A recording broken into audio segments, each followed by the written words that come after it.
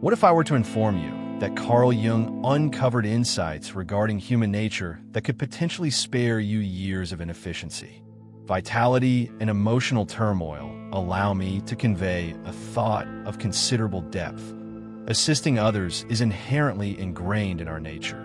However, a crucial insight often overlooked is that, as Carl Jung explored extensively, not all individuals who seek assistance genuinely desire it. Carl Jung posited that individuals don various masks, which he termed personas.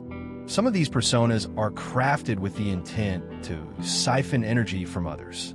Today, I will elucidate the 8 psychological archetypes that Jung's research cautions us against.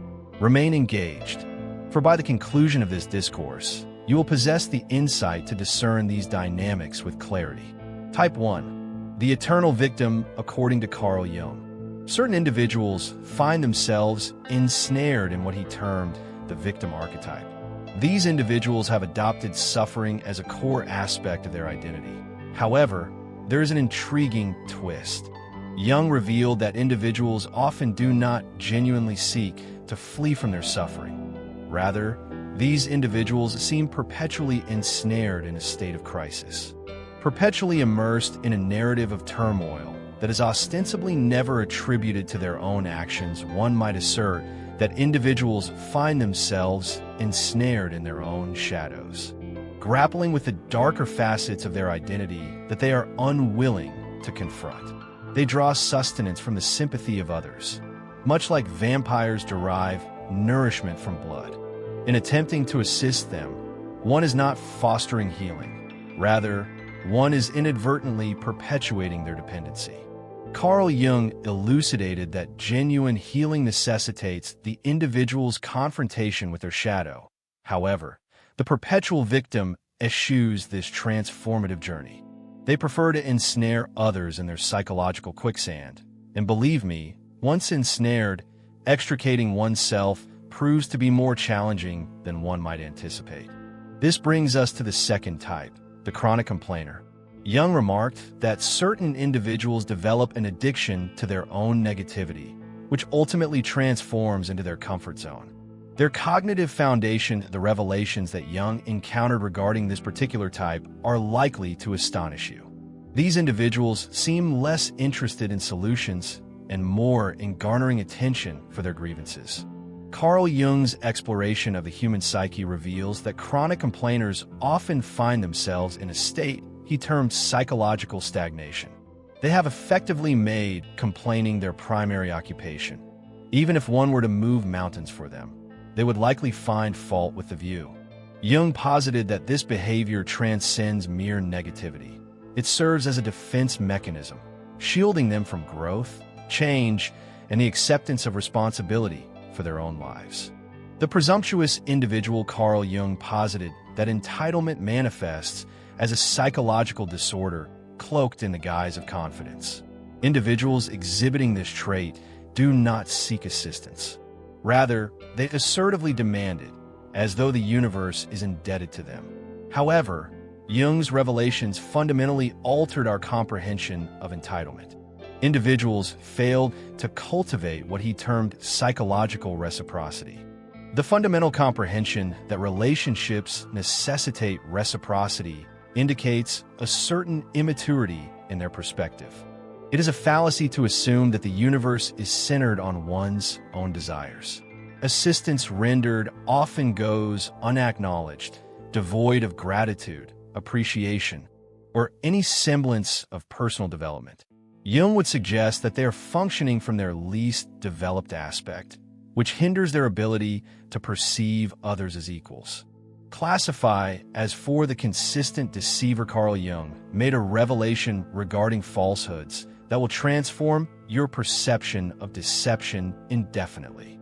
Jung posited that habitual deceivers do not merely mislead others. They engage in self-deception to such an extent that they become detached from reality.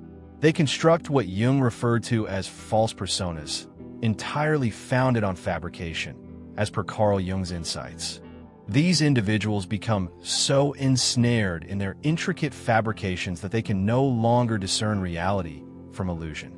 When one attempts to assist based on their narratives, the endeavor does not aid a genuine individual, but rather a construct of their own making. Jung elucidated that this particular form of psychological dysfunction is exceedingly challenging to remedy, as the individual must first confront reality, something they have conditioned themselves to evade. Type 5, the opportunist. Carl Jung posited that opportunists endure what he termed psychological parasitism, having adapted to survive by latching onto the energy and resources of others. What Jung discovered regarding their method of operation is profoundly unsettling. In accordance with the insights of Carl Jung, opportunists are adept manipulators who scrutinize their targets with the precision of a scientist examining specimens. They possess an acute awareness of which buttons to press, which aspirations to invoke, and which weaknesses to leverage.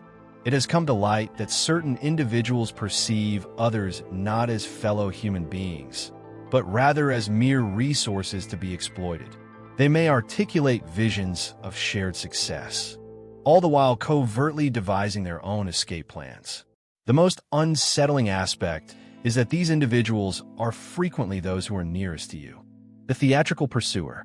Jung posited that certain individuals develop an addiction to chaos, as it is the sole moment they experience a genuine sense of vitality.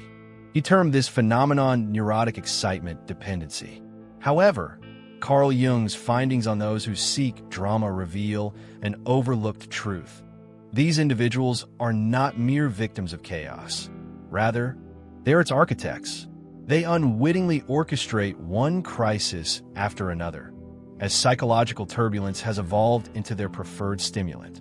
Carl Jung articulated that assisting an individual who seeks drama resembles the endeavor of pacifying a tempest that they are deliberately conjuring.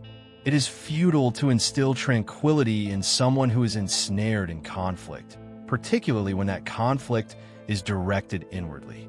Type 7, the seeker. Carl Jung made an insightful observation regarding takers that will profoundly alter your perspective on one-sided relationships. Jung uncovered that takers are not merely selfish, they're psychologically deficient. According to Carl Jung, they have failed to cultivate what he referred to as the reciprocity function, the fundamental human capacity to engage in a balanced exchange of giving and receiving. Carl Jung posited that those who take often emerge from a state of psychological deprivation, perpetually yearning, perpetually unfulfilled, and perpetually in search of more. Yet, herein lies a profound irony. Jung revealed that the more one offers, the more they seem to drain. They resemble psychological voids, absorbing all that surrounds them while contributing nothing in return. Individuals may express a sense of entrapment within their shadow selves, engaging in actions devoid of conscience and gratitude. The archetype of the manipulator, as delineated by Carl Jung, reveals a profound insight into human nature. Jung posits that manipulators seek not merely assistance, but rather a psychological capitulation. He identifies this behavior as stemming from what he terms the power complex, an unconscious impetus to dominate and exert control over others. Carl Jung elucidated that manipulators function as psychological predators, preying upon the guilt, empathy, and kindness of others. They do not perceive kindness as a virtue. Rather, they regard it as a vulnerability to be exploited. Jung articulated that assisting a manipulator resembles nourishing a psychological parasite.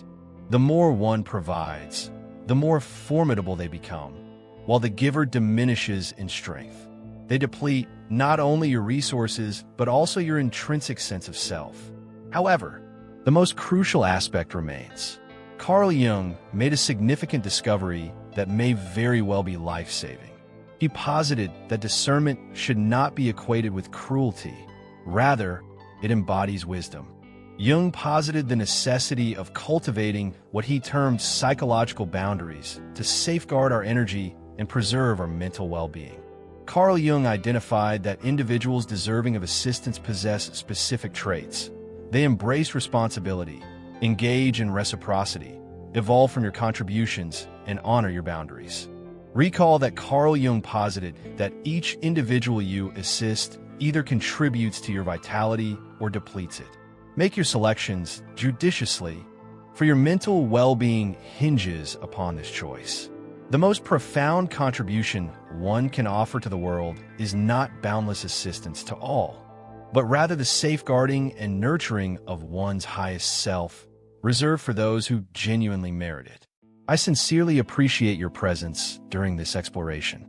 Should you find merit in today's discourse, I encourage you to subscribe to the channel and share this video with individuals who may derive benefit from it.